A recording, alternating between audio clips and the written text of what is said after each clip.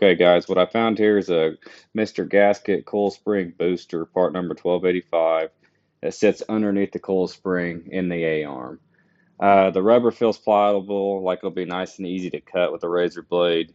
It's probably not going to fit everybody's A-arms. Are going to be a little bit different, so you probably have to cut it down to size. I think it's kind of a universal type deal. My A-arms are tubular, so it's got like a perfect circle cup, and I'll have to cut it down to fit inside of there. Let's get this thing installed and see how it looks.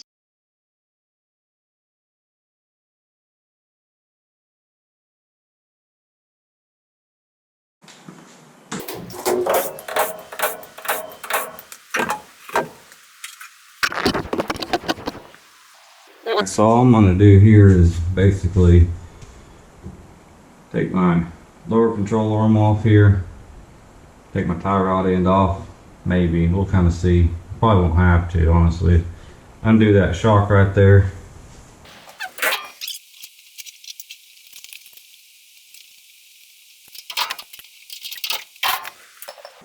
I'm just taking that shock all the way off so I can kind of grease it up a little bit, help that squeaking some.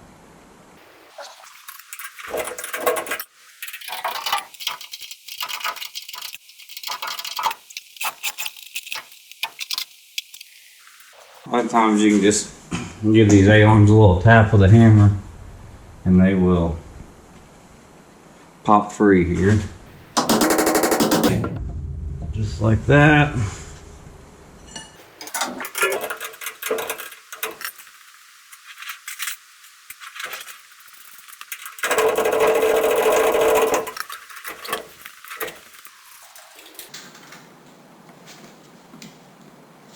Let that down nice and slow.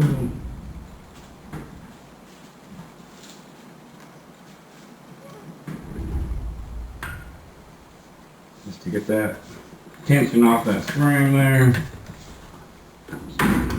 Go down there. There she is.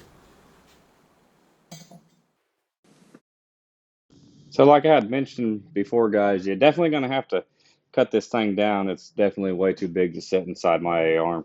But all I did was basically set it down in the A-arm. It's got that split in the center of it, overlaid it on top of it so I knew exactly where to cut it and cut it down. So after cutting it, I get it all set in there and I get the spring and stuff put back in. But I did not like how it sets. The rubber sets up too high on the bottom of those A-arms. It's kind of beveled. It is beveled so that your coil spring can sit in there offset. So I ended up actually taking it back apart, taking it over there, and just beveling the bottom of it to where it fit down in the bottom of the A-arm better. And you can do that with a razor blade. That rubber is really, really easy to cut. So what I'm doing here, guys, is just making sure my spring is setting in the top of that spring perch correctly. If you don't get it setting in there just right, it can set off to the side and it'll kind of kick that spring off to the side. You'll see exactly where it sets. It's pretty easy to get it off though if you don't have it sitting in there just right. So just make sure you lay under there, or if it's on a lift or however you're doing it, just make sure you can see up in there and make sure that spring's sitting up there correctly. So what I ended up having to do actually is pull that rubber back out and take it over there and bevel the bottom of it so it was set down in my A-arm correctly. After beveling the bottom of it, it fit just right.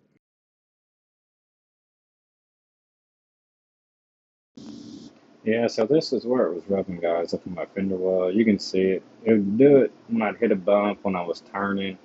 It wouldn't do it very often.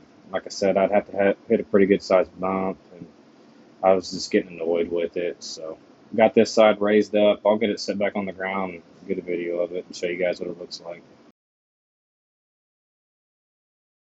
So it definitely brought the truck up. It looks a lot better to me. I don't think I'm gonna have to worry about the truck rubbing anymore.